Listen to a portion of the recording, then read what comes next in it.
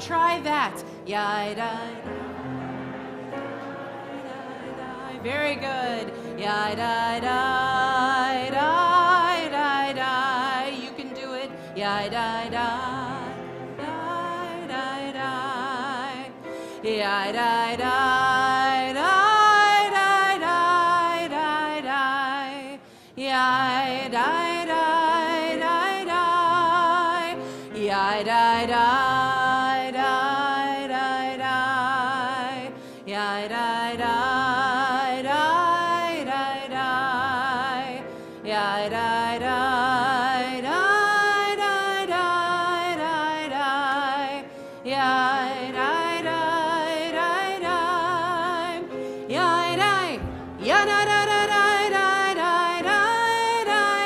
That repeats.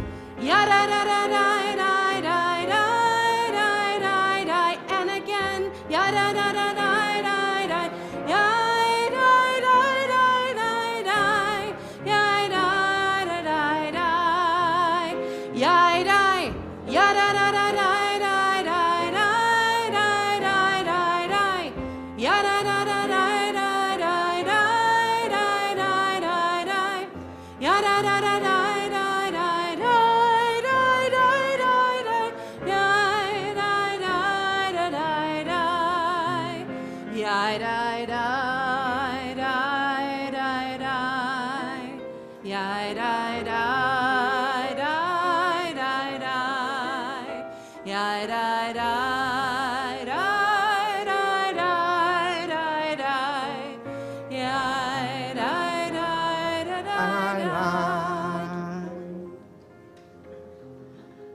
This Refugee Shabbat, poet Marge Piercy's Magid, her Passover retelling poem, is perfect.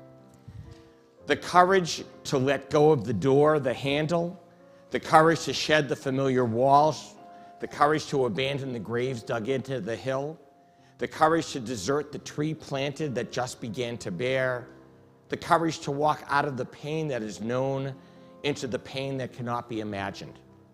Mapless, walking into the wilderness, we are all born wanderers with shoes under our pillows, memories of blood raining down. This night, we honor those who chose the desert over bondage, who walked into the strange and became strangers. We honor those who let go of everything but their freedom, who ran, revolted, fought, who sought refuge, haven, and hope, who became other and so saved themselves. This nigun that we're going to join in, as we just learned, comes to us, it's attributed to coming from a town in Ukraine. Let us bring our voices together.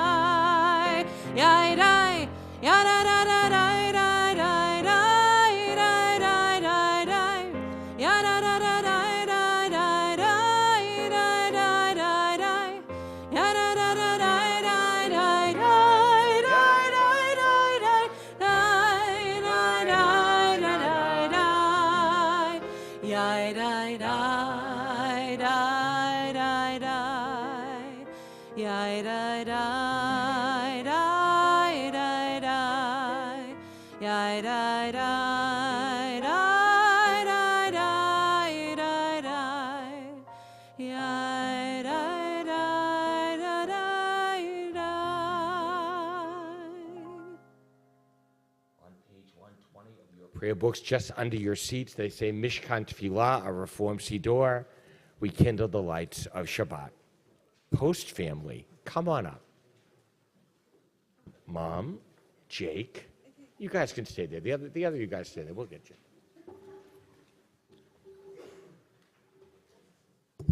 That's your reading. Okay. Okay.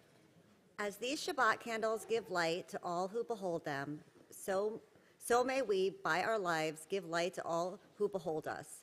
As their brightness reminds us of the generations of Israel who have kindled light, so may we, in our own day, be among those who kindle light. Okay.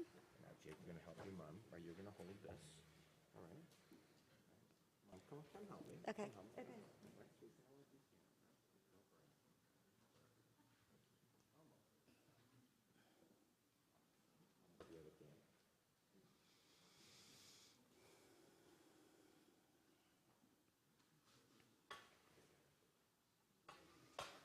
Baruch atah Adonai, Eloheinu melech haolam,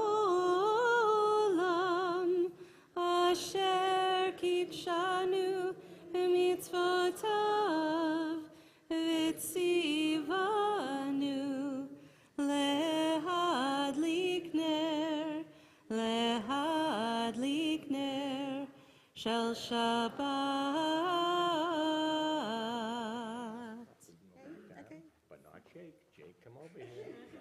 Jake, come over here. We turn the page as we rise for Kiddush.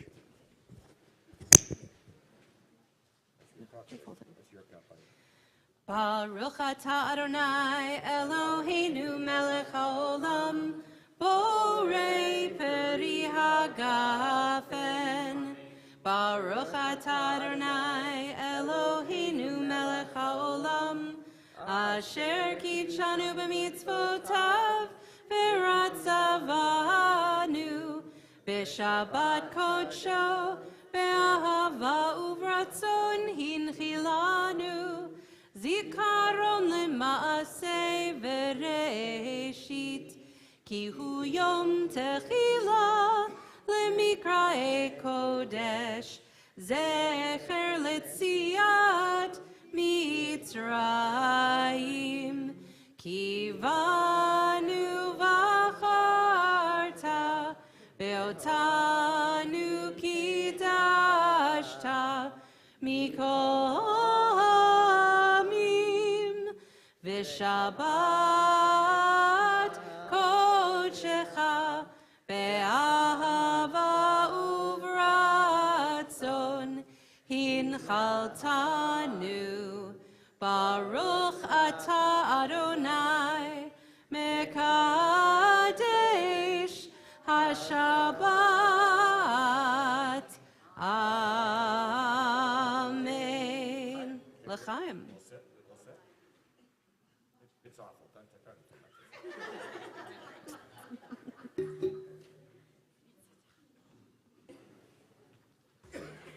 Our service of Kabbalat Shabbat begins on page 142. Shalom Alechem. We invite in those angels to bless us. Oh, whoops, thank you.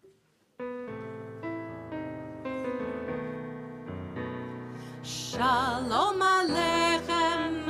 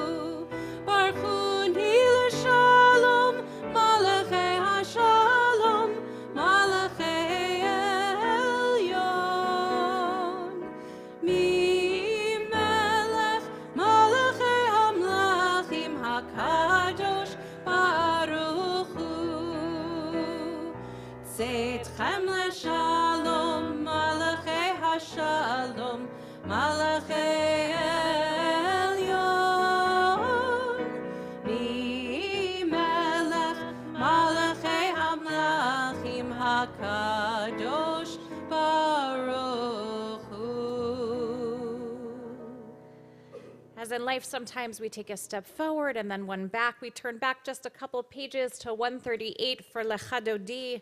We'll sing together verses 1, 2, 5, and 9. And it's our custom that as we reach that final verse, we'll rise together and turn around to face the door as we welcome Shabbat. Yalla la la la lecha dodi, yalla la la la likra kala, yalla la la la penei Shabbat nekabela, yalla la la la lecha dodi, yalla la la la likra kala, yalla la la la penei Shabbat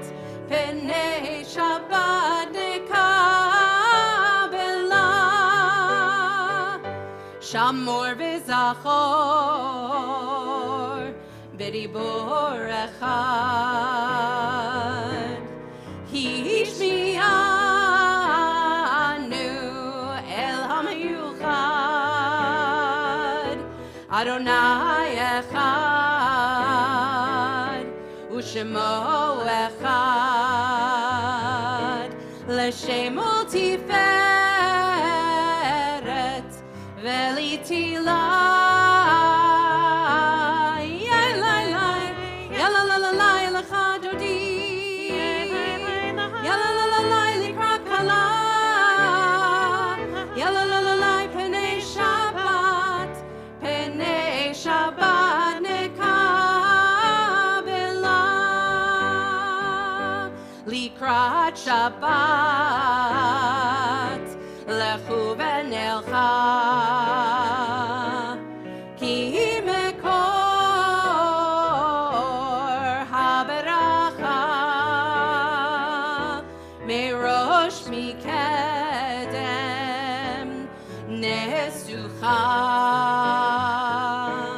Sof ma'aseh b'machshava techila, yalla la la la lecha dodi, yalla la la la likra kala, yalla la la la penei Shabbat nekabela, hitoreri,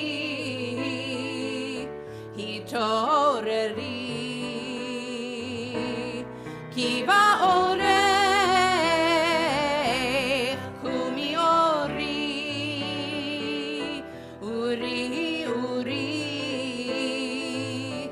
shir daberi,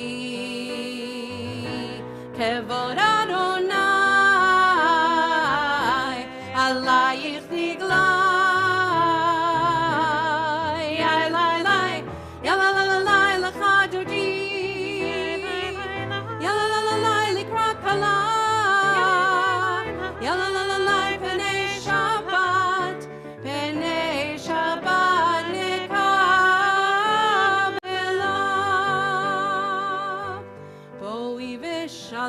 Shalom, aterepala,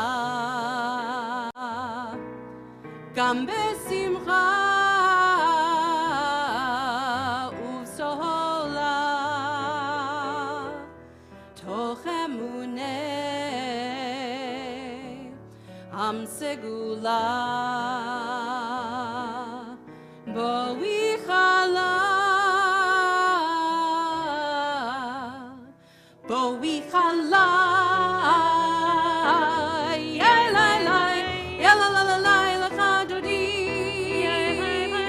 yalla la la likra kala, yalla la la penei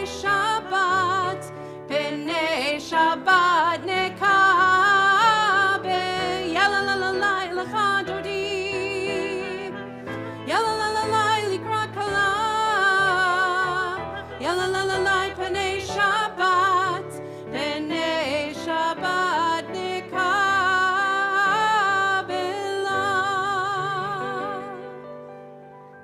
We take a moment to greet one another.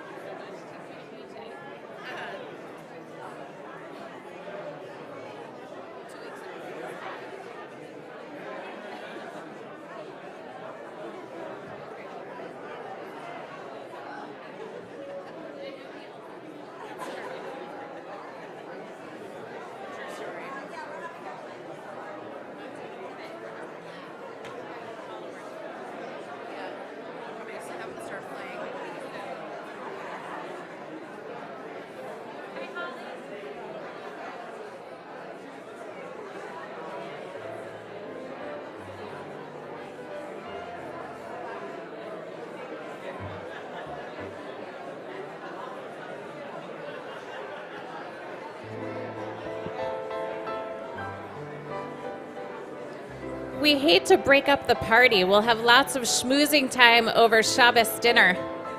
But as we make our way back to our seats, we remain standing for Baruch Hu, page 146.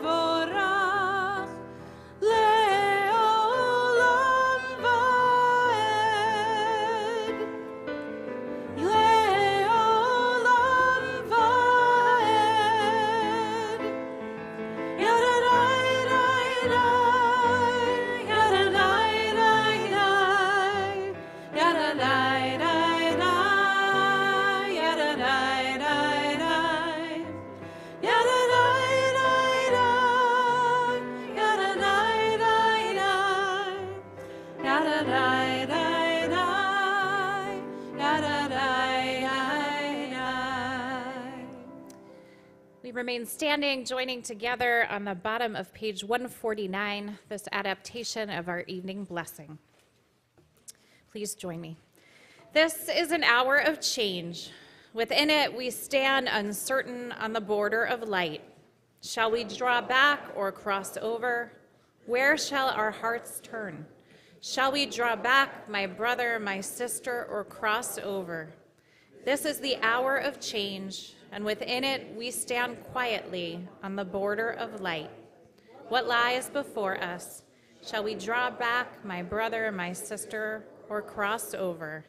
Baruch atah Adonai, hama'ariv aravim, page 152. Shema Yisrael, Adonai Eloheinu, Adonai Echad, Baruch Shem Kevod Malchuto, Le'olam Va'ed. Please be seated.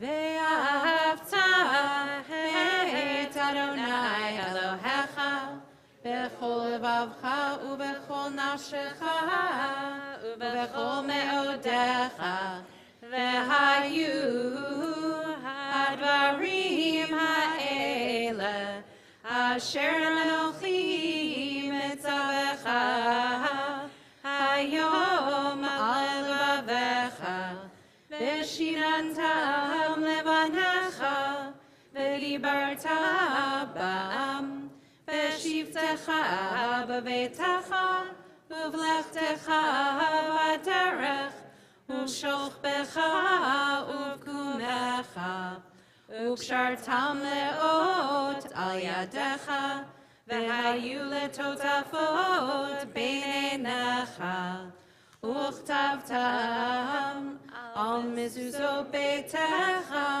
ובשעריך, למען תזכרו ועשיתם את כל מצוותיי, והייתם קדושים לאלוהיכם. אני אדוני אלוהיכם, אשר הוצאתי אתכם מארץ מצרים, להיות לכם לאלוהים. אני אדוני אלוהיכם. Emet. Introduce those people. You can definitely have a seat for a moment. Our Mi Chamocha entryway moment. Making the sea split, some might say, was not on account of God's miracle alone, but due to the conviction of countless people toiling together, committed to try and make freedom real. Recognizing that even a single family among the 40 million refugees wandering the world today, lost, not aimless, but not in their homes anymore, saving even one family is like saving a world entire. President of Neighbors for Refugees, our LT leader, Mike Reichgott, will help us understand the courage and care it takes through a singular story of determination, what it means to reach freedom shore. Michael.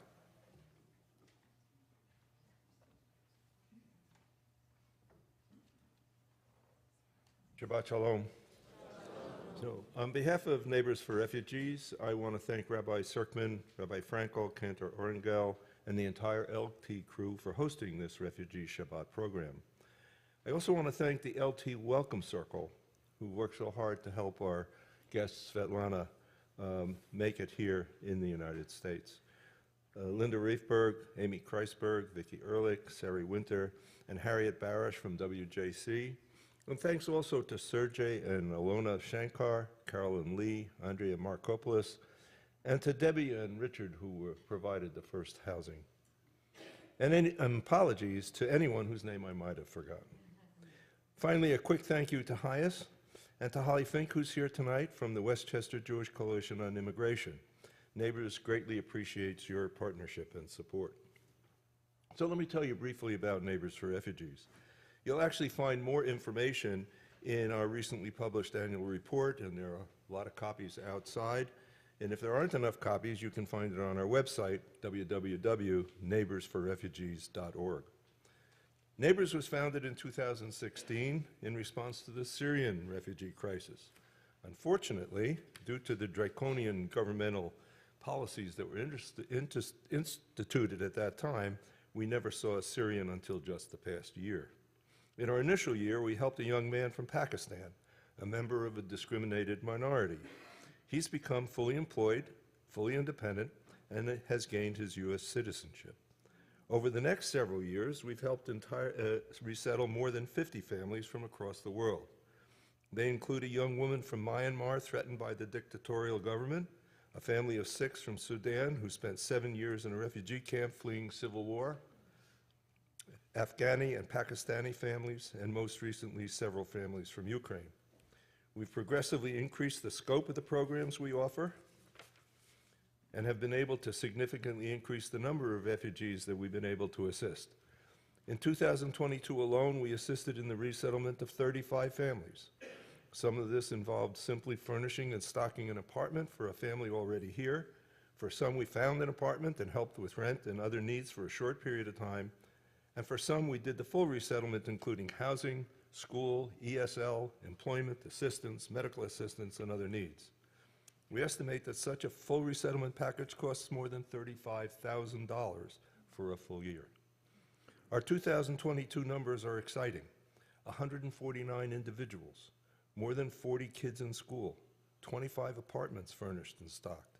In addition, we provided 38 Road to Independent grants, which are intended to assist in job training, tools and equipment, driver training and licensing, and sometimes emergency rent and medical funding. We also made 78 food and housing grants and provided 9,000 meals to food insecure refugees and immigrants, some of them in our own community through the CRC in Mamaroneck. Right now, we're actively working with 6 families in various stages of development of self-sufficiency. A new family has just arrived. They're housed in an Airbnb, and we're working to find and set up an apartment. We expect another family in April, and resettlement teams are being developed in cooperation with several community churches. We also have just begun a discussion with the Larchmont Mamaroneck Lions Club about developing a collaboration, since refugee resettlement is one of the interests of the Lions International. Our budget last year was about $280,000. About $215,000 was used for the resettlements, and $56,000 for grants, and less than $10,000 for operating expenses. We're able to achieve this financial efficiency because of the generosity of the community and because we are an all-volunteer organization. This year, we're aiming for contributions of $300,000 or more. Our end-of-the-year appeal after Thanksgiving raised almost half of this amount, and there have been some substantial contributions and grants, most recently a grant from a local church. However, we still have a long way to go to meet our goal, and you are all invited to help in any way you can. So please take a look at the Neighbors Annual Report, go to our website, check out all that's in progress, and please consider how you can help us in this important humanitarian effort. Help with tutoring, transportation, employment training, or connections. I could go on. And don't forget that your financial contribution make any of all of this possible. Many thanks for the opportunity to tell you about Neighbors for Refugees, and now I invite Svetlana Kobalova to tell us about her journey.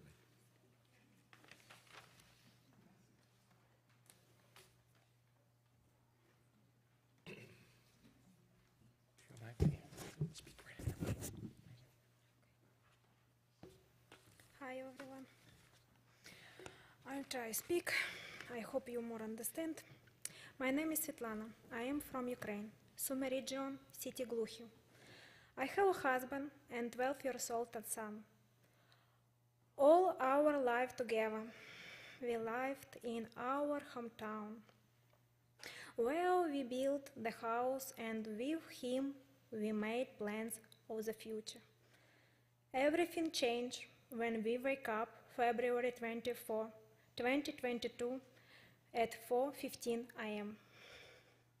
From powerful explosion and flying over our house of planes and missiles, the war has begun. Our city is located 8 kilometers from the border with Russia. So, their troops were near our city in just a few minutes. This is how the occupation of the Sumy region began. The sounds of heavy artillery did not stop. Around, everyone was terrified. Russian troops destroyed entire cities, mercilessly killed civilians, raped women, children, and elderly. At that time, tens of thousands of civilians became victims, thousands of raped, and also hundreds of thousands forcibly destroyed to the territory of Russia. In most depression region, it was very dangerous to go to the safe place by yourself. Many people died trying to do it. My son and I were horrified, but the worst was ahead. March 11. We decided on this deadly path through occupation area, through the point of the invaders who threatened to shoot us. Past helicopters, tank, flew battlefields. Those were the worst days of our life.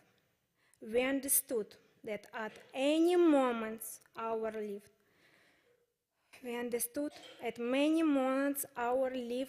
could end. This is a terrible feeling. The experience with my 12-year-old son and receive irreparable psychological trauma. We were lucky we were able to get out, and we were safe now. But my husband and dad stay in Ukraine, and we're very worried about them because still our region is shelled deadly from artillery. They killed people and destroyed houses. The first safe place was the country in Poland, in refugee camp. After 4 days of hellish journey, we have arrived in Germany, where we could have a little rest, but we couldn't stay for long. Next country was Austria. When being in Europe, after all the horrors endured, we didn't feel safe when we arrived in USA. My son and I were completely confused with my child, and I didn't know what to do next. It was a long way from state to state across all of America. One day I was lucky to meet people who help me now and hope for the future. They helped me accommodation and settle in a new place, help me and my son. For all this time, a lot has been done for me and my son, namely housing, documents, medical insurance, transport because I don't have a car, food. I am very grateful and all these kind and wonderful people. And also I want to tell you, remember, when you fall asleep, you can wake up in completely different real life. Hug your loved one more often. Do won't make you happy. Don't worry about things that surround you. When you get ready to leave, you won't be able to make anything with you. All that you feel have, this is your memory of life. Thank you so much.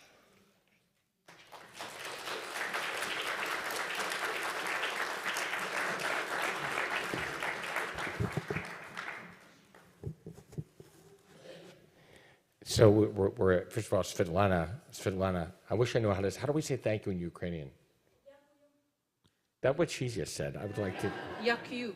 So to me, this is astounding and amazing. When the gracious wards were housing you and I came and met your son, right, Eeyore, and you, I was, I thought, boy, she has to learn English. And you just stood up in front of a congregation and spoke so beautifully and shared. Yes, for real.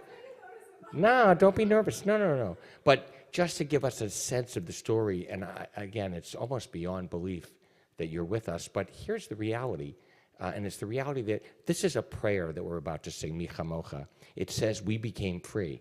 But as the Reverend Dr. Martin Luther King told us, until all of us are free, none of us are free. And so your freedom and being here isn't yet realized until we help, hopefully, everybody in Ukraine to gain that freedom as well. We're on page 158.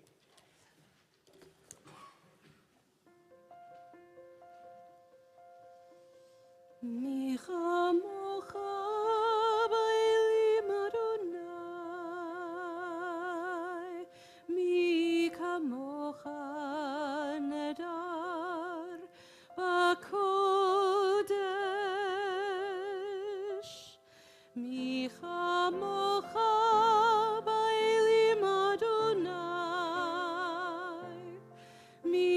kamocha nedar bakodesh.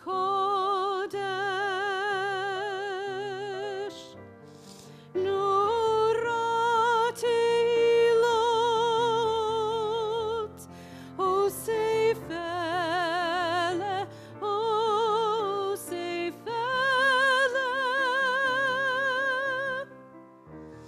Nurat ilot, o seifele, o seifele. Mi chamocha ba'elim Adonai, mi kamocha nedar bakodesh, mi chamocha ba'elim Adonai, mi kamocha nedar bakodesh.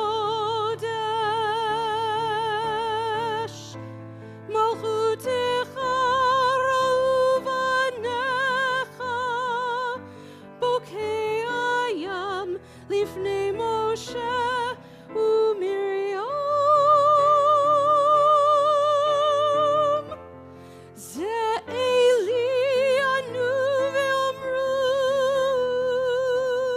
Ze Eli anu ve'amru, Adonai imloch leolam, leolam va'ed. Adonai imloch leolam, leolam va'ed. V'ne'emor kivada Adonai et Yaakov.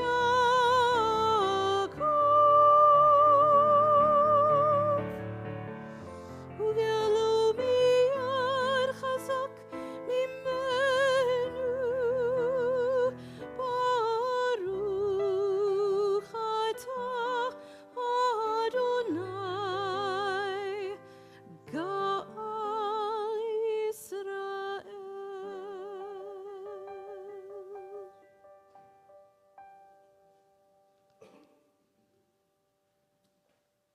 We rise, page 164.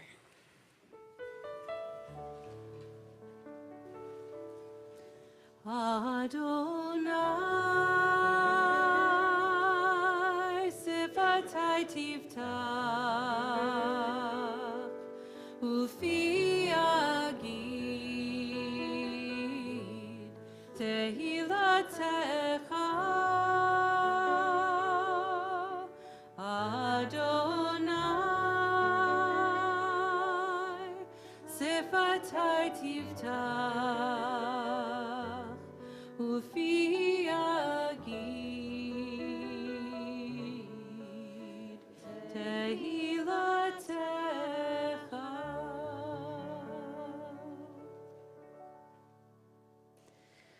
When we sit down to Seder and tell of our own ancestors' journey to freedom, we begin it by breaking that matzah, an affirmation that the road to security and celebration sometimes begins from a place of brokenness. As we take a few minutes now to continue with our own individual prayers, we might also meditate on the brokenness around us, those within others we love, and think about how we might reach out with that outstretched arm to bring some comfort and peace. We continue individually, standing or seated, whatever's most comfortable for you.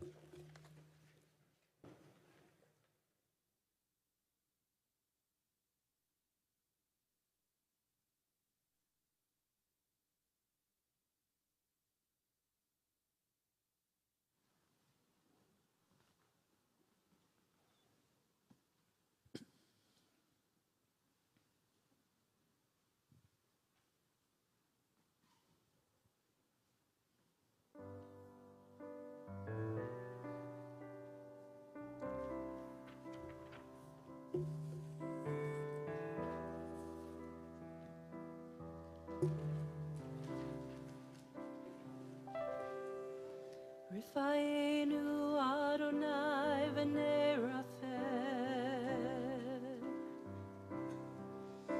Hoshienu v'nivashea.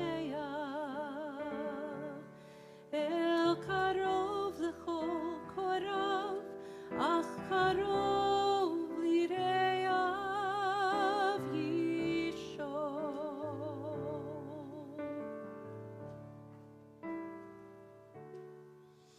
We pray for healing of the body.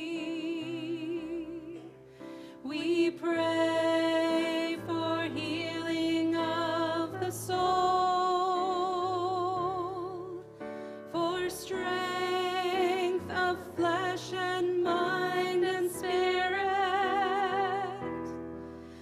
We pray to once again be whole. El Narifana.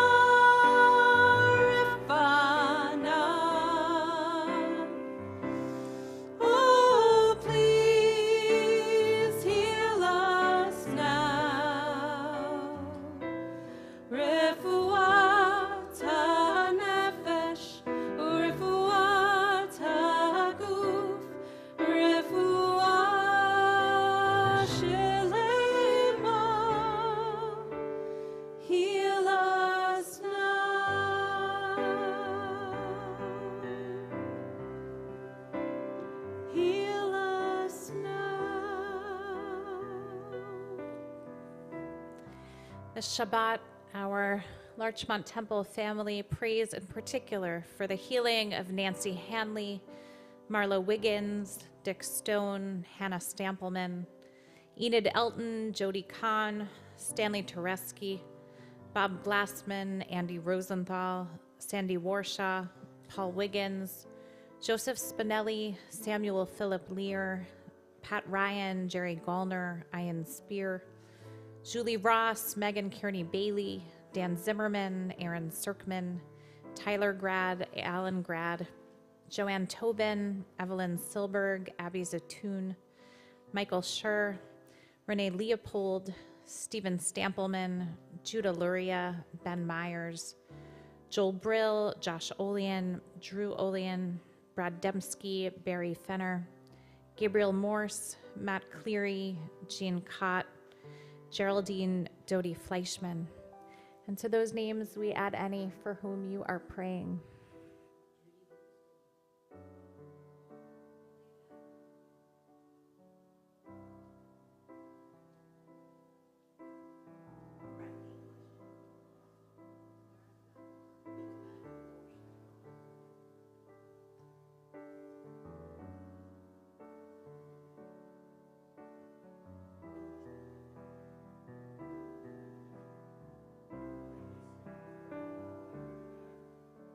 הושיע את עמך וברך את נחלתך ורם ונעשם עד העולם מי שברך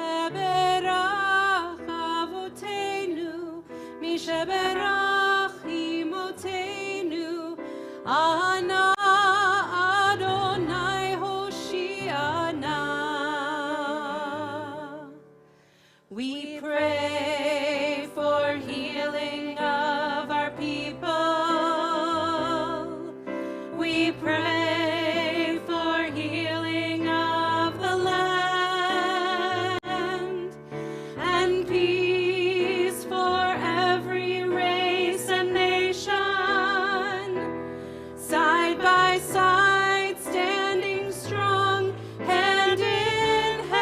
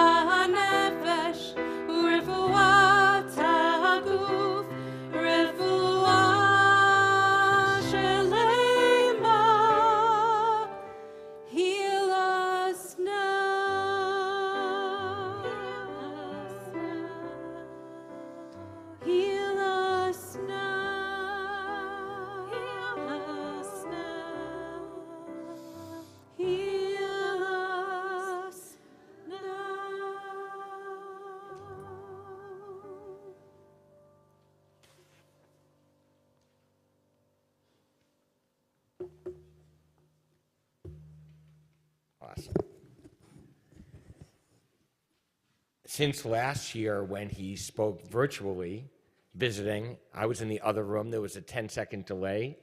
I had no idea what was going on here. A rabbi never leaves the sanctuary alone, for that long. But it was because the JCC of Krakow was central in what was going on in the effort just to accommodate and try to help anybody in any way they could.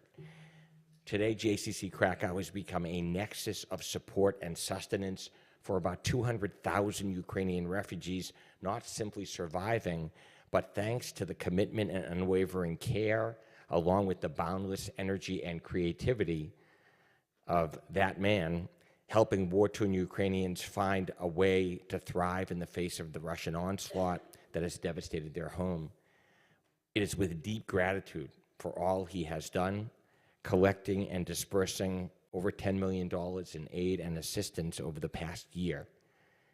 He is here to help us understand not alone the scope of JCC's vast programs, but how we can help partner together to sustain and save lives, repairing the world as he does person by person. Our friend, mitzvah mentor, the executive director of JCC Krakow, Jonathan Ornstein.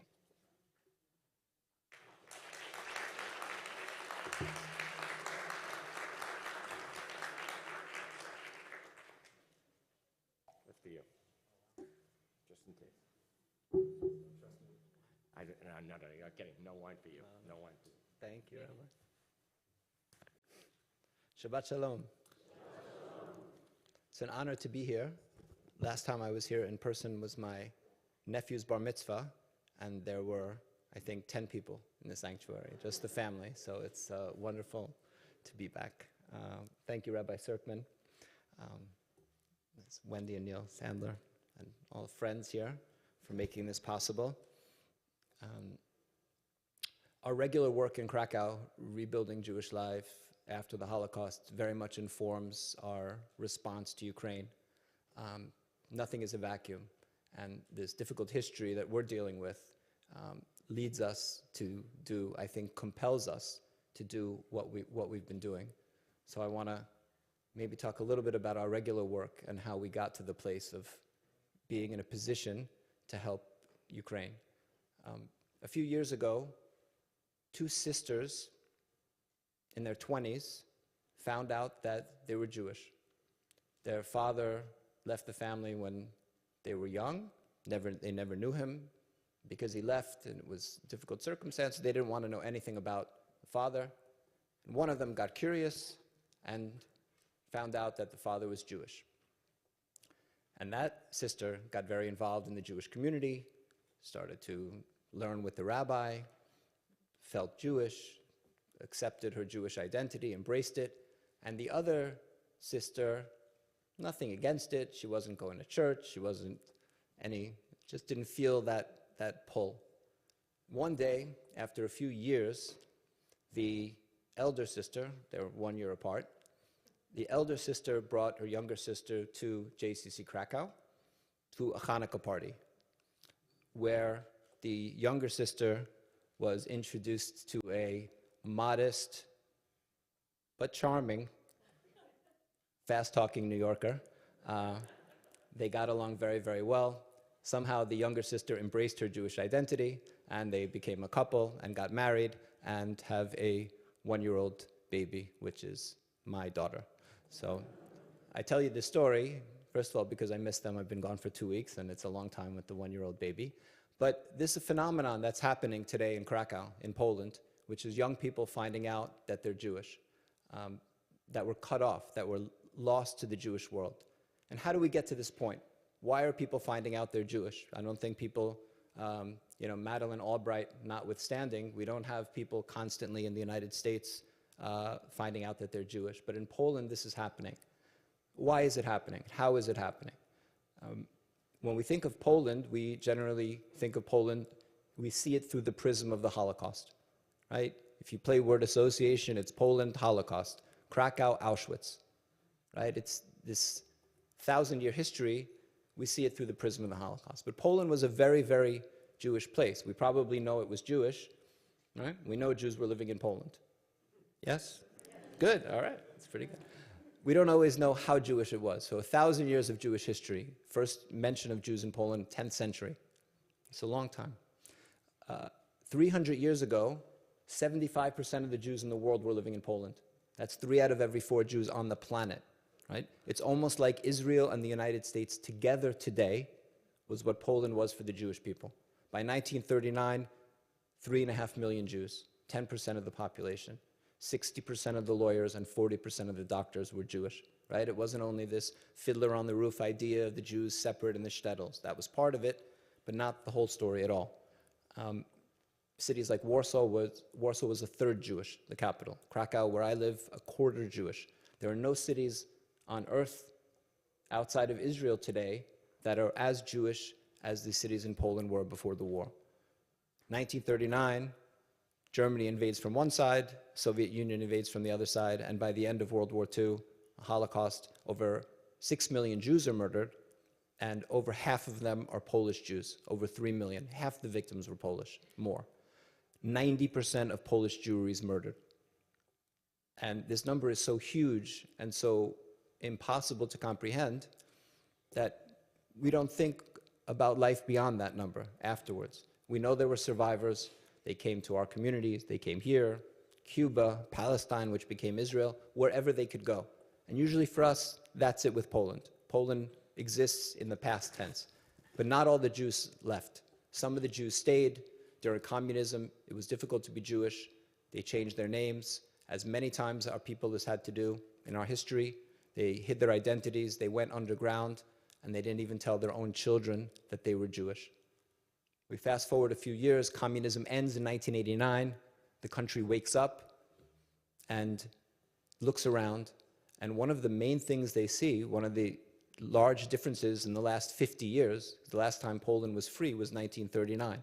World War II, in a sense, in Poland really lasted from 1939 to 1989 because they weren't free, right? They weren't occupied in the same sense, but they were occupied by the Soviet Union, which meant that they couldn't really examine. The newspapers didn't show what was going on. The school books just carried the party line of the Soviet Union, which itself was persecuting Jews. So it wasn't in their interest to really take a deep look at the Holocaust. So in 1989, Poland is free. Non-Jewish Poles are fascinated by everything Jewish, this missing people, this phantom limb syndrome people talk about, right? The country was so Jewish before the war, and then Jews are murdered and pushed out and driven underground, and nobody talks about it, and suddenly they can explore it. And non-Jews start to become fascinated in everything Jewish, right? And those of you who've been to Poland, and many of you have been and visited us, one of the things that strikes us is this incredible non-Jewish interest in all things Jewish, which for us Jews, frankly, we're a little bit skeptical, right? Fair enough. Throughout our history, when non-Jews have paid a tremendous amount of attention to us, it hasn't, for the most part, worked out well, right? So we're skeptical. We're not like, we don't embrace. But in Poland, in the last 33 years, non-Jews have, I think, tried to continue this dialogue that had been going on with Jews and non-Jews for 1,000 years, and can't continue the dialogue, couldn't continue the dialogue, because the Jews had been murdered or pushed out or driven underground. So they do something else. They start to write books. They start to be fascinated by everything Jewish. They start to play music. They start Jewish studies departments. They start the Jewish Culture Festival, like the one in Krakow. We were just talking before the service. The Jewish Culture Festival in Krakow, started by 2 non-Jews at the end of communism, is the largest Jewish culture festival in the world, right? As a New Yorker, I would say, shouldn't the largest Jewish culture festival in the world be on the Upper West Side or Brooklyn? Or so? Krakow, Poland, started by 2 non-Jews. A few years after communism ends, Steven Spielberg comes to Krakow and films Schindler's List. It kickstarts the rejuvenation of the Jewish quarter in Krakow, this well-preserved, the best-preserved Jewish quarter anywhere in Europe. And there starts to be talk of a Jewish Renaissance, right? The New York Times writes an article, Jewish Renaissance in Poland. What are they talking about? These non-Jewish interest in everything Jewish. But that interest has led to where we are today, which is a few years later, Prince Charles visits. Former Prince Charles, then Prince Charles, now King Charles, visits Poland, visits Krakow, meets with some survivors, wants to help them. They say we have this Jewish quarter, we have these synagogues, but we don't have a place to be together like a senior citizen center. Prince Charles says, okay, with his involvement, an organization in the UK is able to raise the money, and they build a JCC, which is opened by then Prince Charles and Camilla, now the King and Queen of England. And in 2008, JCC Krakow, the institution that I'm honored to lead, opens. Why? What is the point? Why is it open? The goal is to rebuild Jewish life. The organization that was approached by Prince Charles after he met with the survivors did a little research and realized that it wasn't only these survivors. That wasn't all that was left. Young people like my wife, and I always say young people like my wife, just if any people know her and say, I get back to her and I said, oh, I always refer to her as a young person, which is strategic on my behalf. She is young. Young people like my wife start to find out they're Jewish, and our center is tasked with reaching out to these young people and trying to bring them back into the fold. So what's going on in our center? Hillel, BBYO, we opened the first Jewish preschool since the Holocaust. We're taking care of 50 Holocaust survivors. We have Shabbat dinners. Everything going on in the community is going on in our JCC. What does this mean for the Jewish people? What does it do? First of all, these are lost Jews. We mentioned the number of 6 million. The 6 million number cannot be changed, right? We can study the Holocaust. We can learn about it. We can try, and I think that what I'll talk about in a minute is very much in response to the Holocaust, but we can't change certain facts about the Holocaust, right? We can't change how many Jews were murdered. But there's another category of Jews that were Holocaust victims, secondary victims of the Holocaust. And these are Jews that were cut off from their own identity, disconnected from the Jewish people. And there's an incredible frustration that I feel as a Jew living in Krakow for 21 years next to Auschwitz. We are an hour's drive from Auschwitz. And one of the main frustrations is that we can't go back and save those lives, right? Everybody knew what was happening. Some of you probably saw the US and the Holocaust documentary, the Ken Burns documentary, right? Everyone knew, right? But we can't go back. But what if we had an opportunity to not save murdered Jews, but reach out and bring lost Jews back into the fold? If we had that opportunity, wouldn't we do that? Of course we would, and of course we do. Of course we are. But this isn't happening anywhere, right? Finding lost Jews is something that the Jewish people is good at, or we understand the value of that. We always do that. When we did with the Ethiopians, right? This was an incredible thing. There are lost people. We bring our people back in. But what does it mean for us as a people that this is happening in Poland, in Krakow, next to Auschwitz? We live in a time of increased anti-Semitism. Right? Shocking increase in anti-Semitism. Things that we grow up with that were not part of the landscape. Right? I don't want to say we're in synagogue. Bad things have happened in synagogues.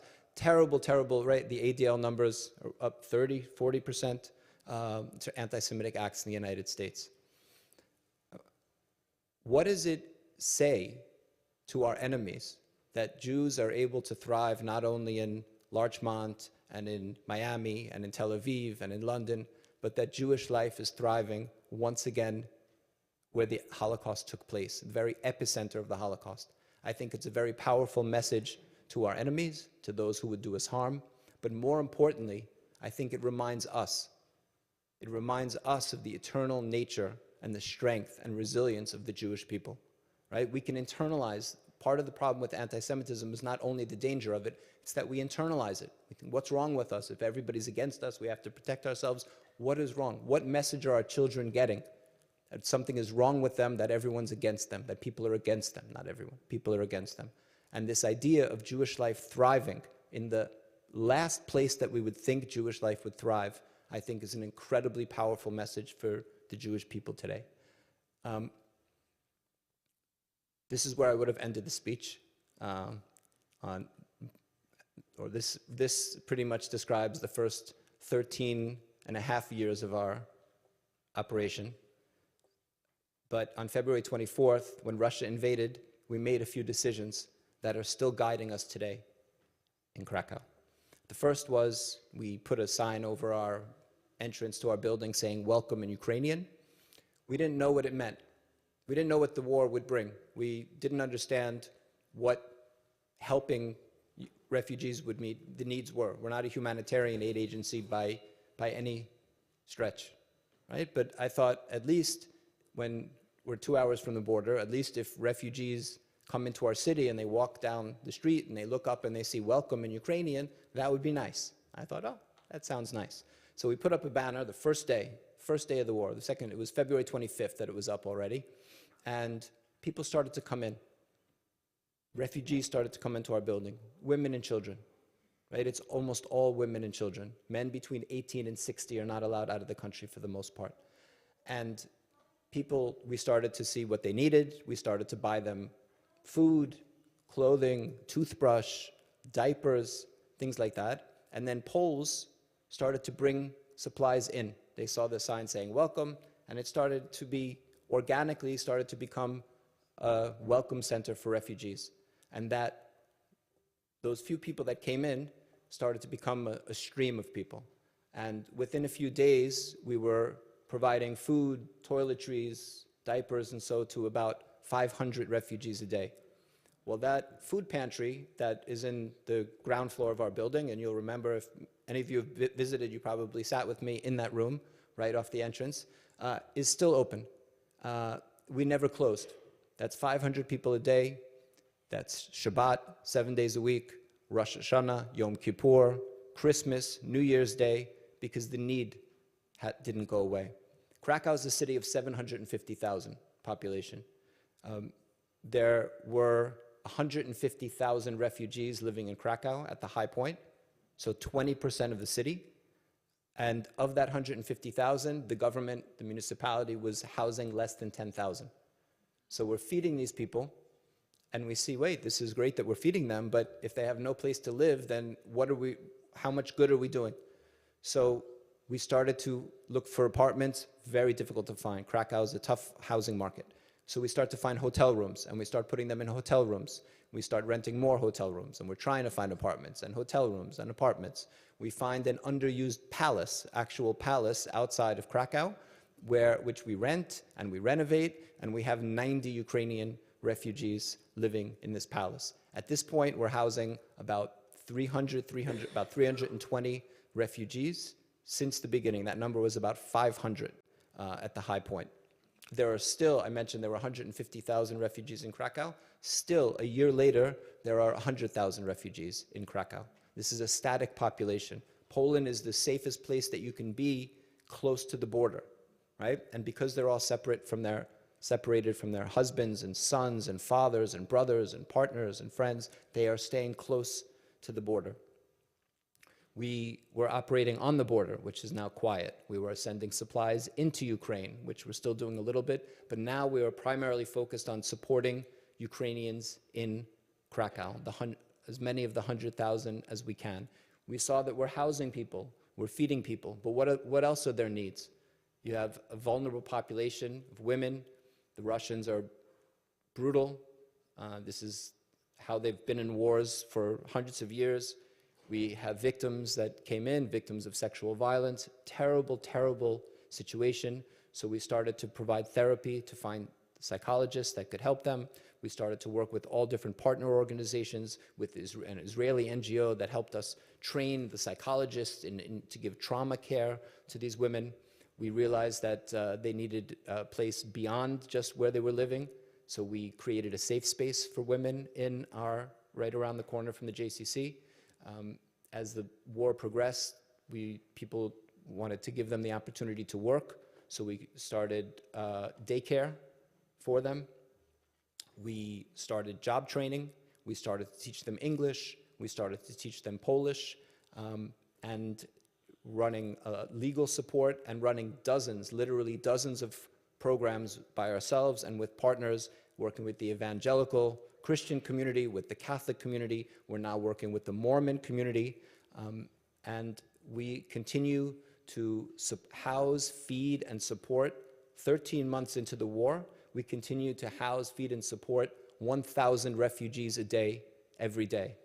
We were 35 full-time employees before the war, and we're 75 full-time employees now. So far, we've helped 210,000 Ukrainian refugees, 98% of whom are not Jewish. Right? There are also a separate issue, which is also fascinating, is the Jews that have come and joined our community. We have about 200 Jewish Ukrainian members. So next week, when I'm back in Krakow for Pesach, one of the Seders, because we don't have enough room to do one big Seder, so we do a Holocaust survivor Seder, we do a children's Seder, we do a student Seder, and one of the Seders, as it was last year, will be a Ukrainian Seder, led in Ukrainian. My Ukrainian's getting better, but not there yet to lead it. I will lead the Holocaust survivor Seder. Why are we doing this? Why help to this degree? When we started helping, it was not, these decisions that we made to do all we can for Ukraine and to help Jews and non-Jews equally were central to what we wanted to do. Why Jews and non-Jews equally? We thought that, why do I mention Jews and non-Jews equally? You can set up a system and help Jews, and if an occasional non-Jew walks in, you can help them as well, and then feel good about yourself and say, we help everybody. But that's not what we wanted to do. And we're very much led by our community. This isn't just me making a decision, let's help people, and dragging the community along with me. Our community is doing this, our entire Jewish community of Krakow. I want to tell you two quick stories. I hope I'm okay with time. I never know how long I speak for, so if you start leaving, that would tell me that I should stop. We have a group of Holocaust survivor organization in our, it's an international organization, Child Survivors, hidden children during the war. And we have a local branch in Krakow, and I'm very involved with them, and they have their monthly meeting on the last Shabbat of every month. And we were meeting in March, and the room that they meet in, the senior club, is 15 feet away from this food pantry with this line every day. Before I get to work, when I walk in the building, there's 30, 40 women and children on line. I have to walk through the line to get into the building every day.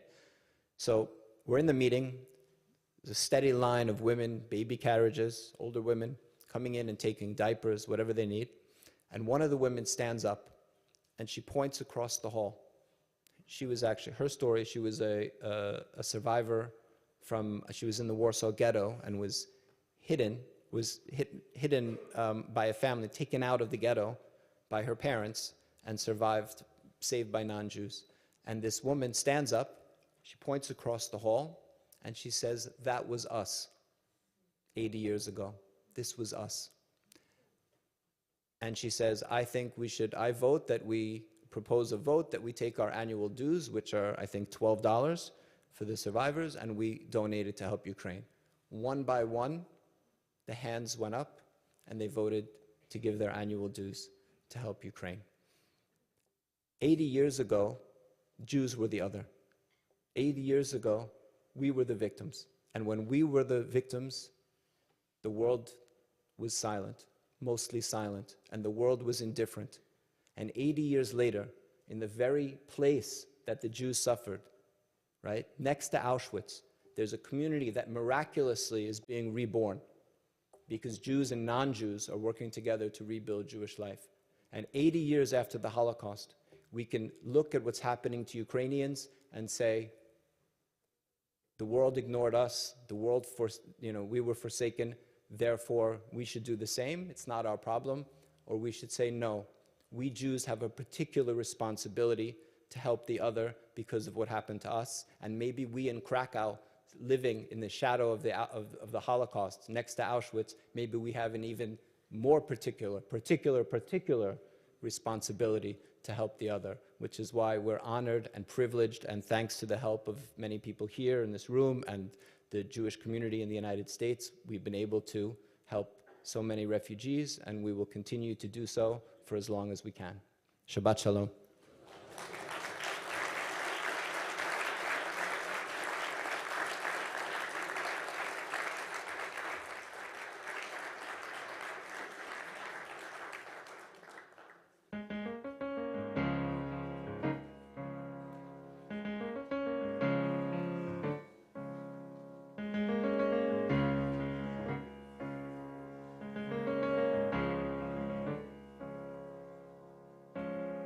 Once was a little boy who dreamed of leading his neighborhood.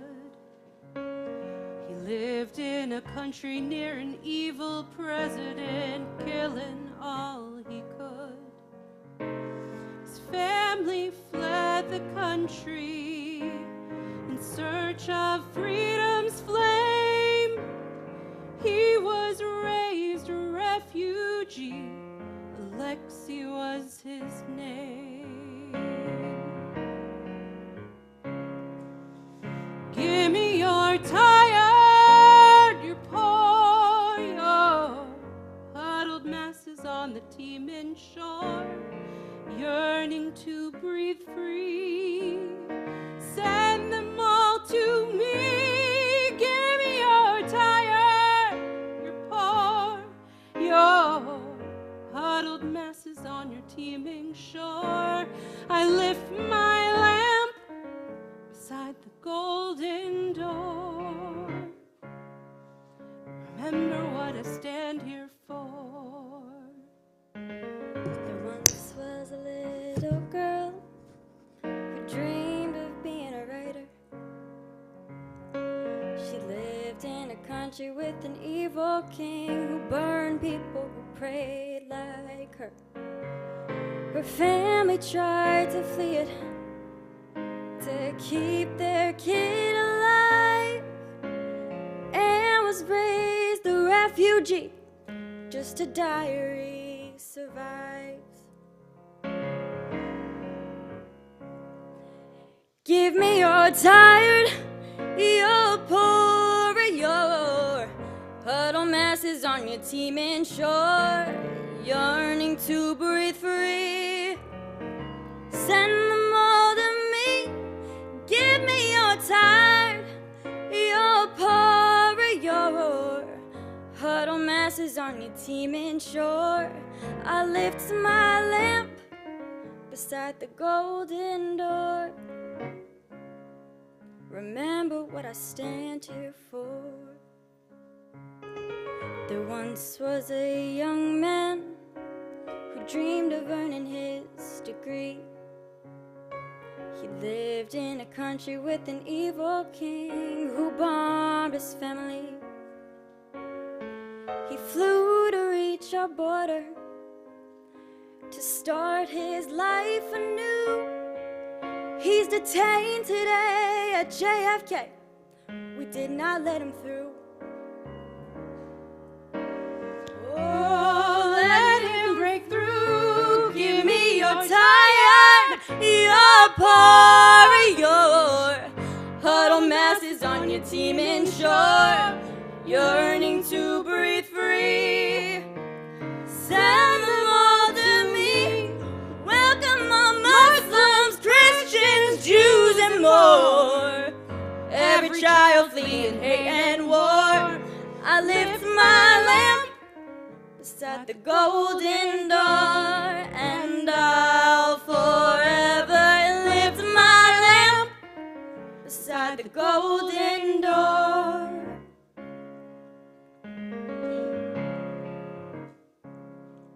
Remember what I stand here for.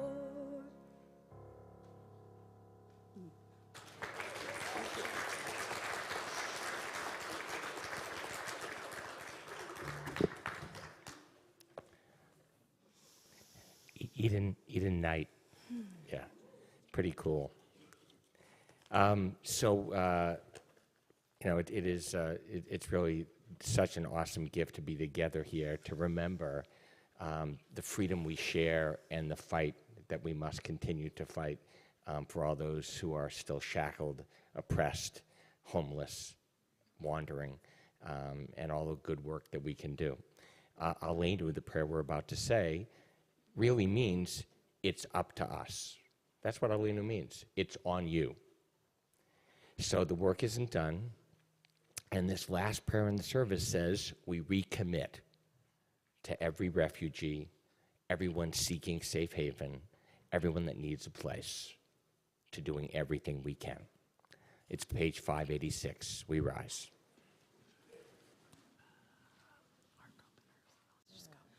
Aleinu l'shabeach l'adon hakol, l'tekeru l'aliotzer bereshit, shelo asanu kegoyei haratzot, velo samanu kemishpechot ha'adama, shelo sam chelkenu kahem, v'gor aleinu kecho hamonam, v'anachnu koreim, ומשתחווים ומודים לפני מלך מלכי המלכים הקדוש ברוך הוא ונאמר והיה אדוני למלך על כל הארץ ביום ההוא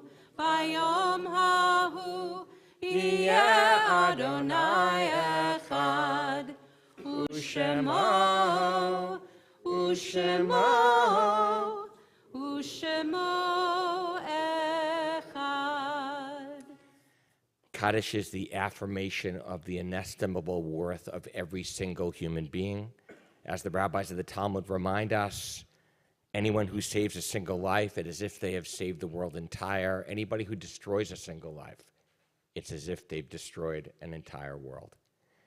In the wake of Monday's horror, the 130th mass shooting this year, much as our broken hearts and our hope goes for comfort to the members of the Covenant School community in Nashville, our cries for action for meaningful gun reform have to lead the way.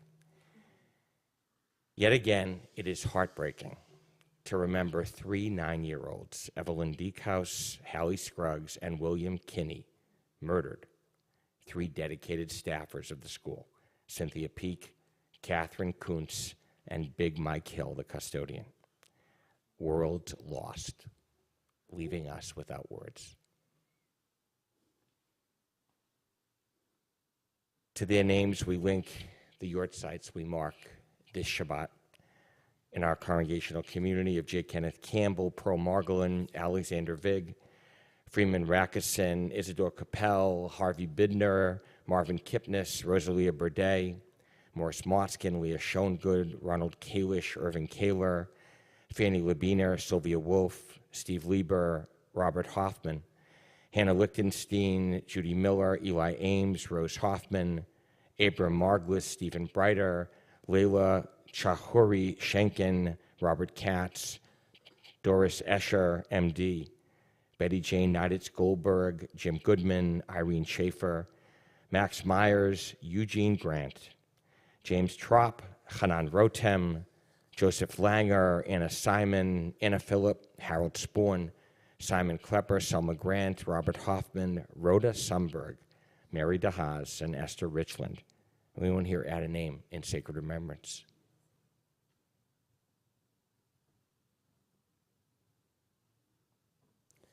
To those names we link 6 who are in the period of Shloshim, Marilyn Garber, grandma of 6, including our LT member Matt Felder, Marcia Ann Wofsy, mother of Elizabeth, Daniel and Ann, grandma of 7, great-grandma of 10, predeceased by past president of Larchmont Temple, Bob Wofsy.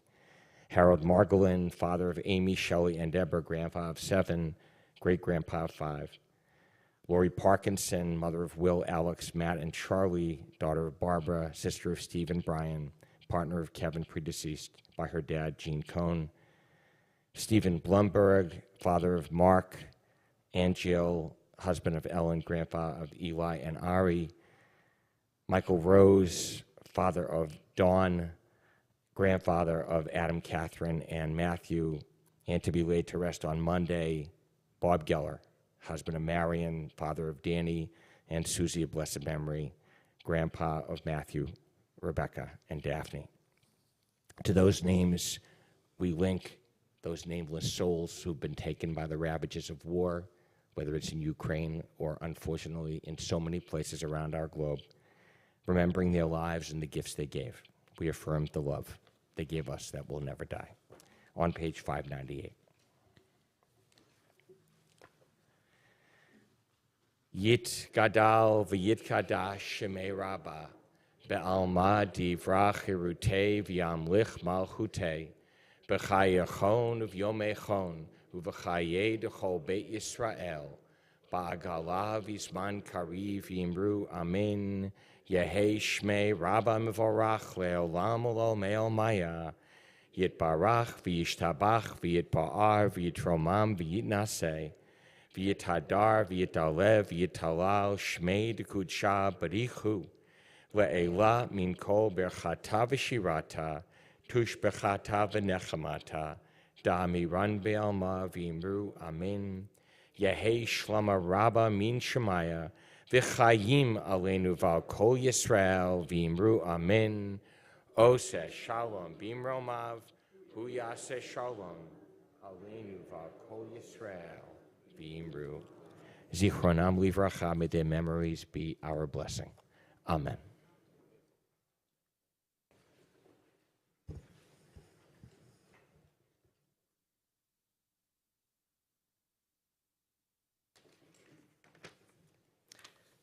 Shabbat Shalom. I'm Steve Lehman, and on behalf of the Board of Trustees, I'd like to welcome you all here joining us tonight, all of our congregants, and it's really wonderful to see so many of you here, but also so many people who are from the organizations that Michael listed off before, supporting refugees in our area and supporting us here tonight, and joining us in this commemoration of needing to support refugees. So thank you all for joining us. It's a pleasure to have you with us tonight. I'd like to say I'm going to keep this short, but there's a little too much to say, so I'm going to keep it as short as I can. I know there's a dinner coming very soon for people who are hungry. Lots of people to thank our clergy and our accompanists for a wonderful service, as always, and Eden especially. It's just such a joy to hear your voice every time, and to hear you year after year and the way you strengthen and grow. You're just going to be, you already are something spectacular, but you're going to just light the world on fire. It's really wonderful to see. I want to thank Jonathan Ornstein, who just spoke so magnificently about the efforts of JCC Krakow, and it struck me as you were speaking, we're familiar with the Jewish Community Center that serves the Jewish community. That's what we know in this country. You're a Jewish Community Center that for 13 and a half years built a Jewish community from, it sounds like, almost nothing, and now have become a Jewish center that is helping to save a community. So it just gives so much more meaning to what a JCC can be. We stand in awe of you and the efforts of your organization, and hope we can support it in any way that we can.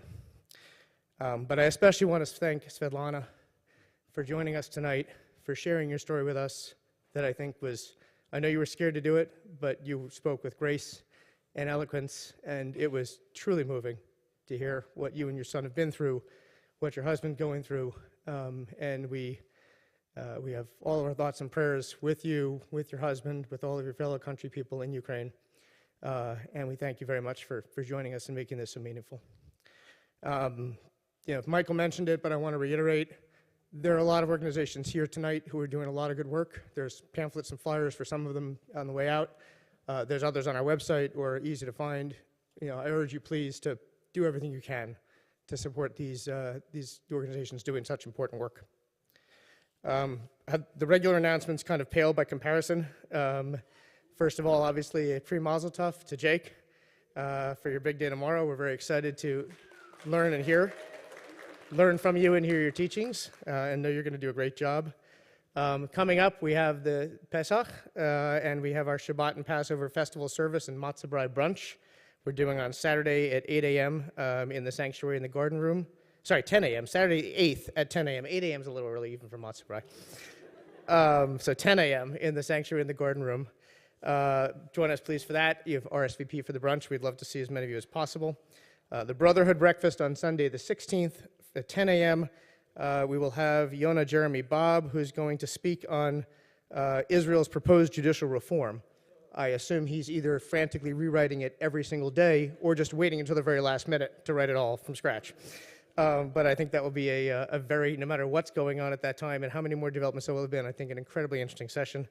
And then to bring it all full circle a little bit, our Yom HaShoah commemoration on Tuesday, April 18th at 7 o'clock, where Michael Giori, who is chair of the Holocaust and Human Rights Education Center in White Plains, is going to share the story of his parents, who are survivors, and the legacy he's living, and we will also dedicate a new Torah scroll here at the temple. So truly, truly moving and meaningful.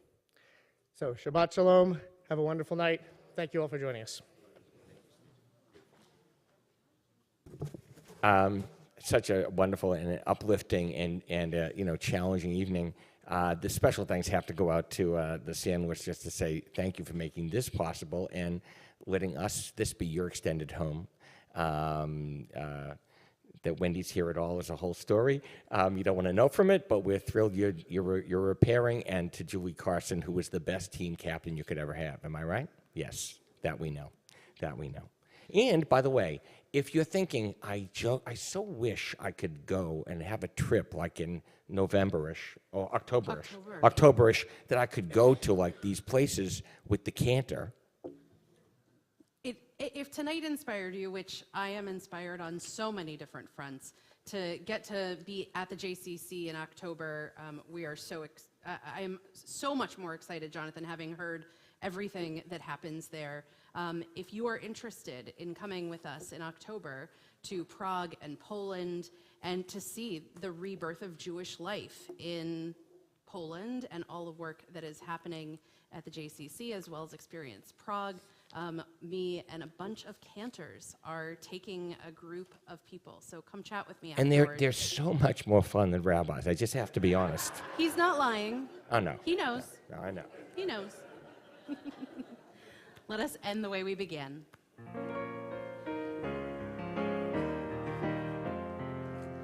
Yai dai dai dai dai dai. Yai dai dai dai dai dai. Yai dai dai dai dai dai dai dai. Yai dai dai dai dai dai. Yai dai ya da da da dai dai dai dai dai dai dai dai. Ya da da da dai dai dai dai dai dai dai dai. Ya da da da dai dai dai dai dai dai dai dai.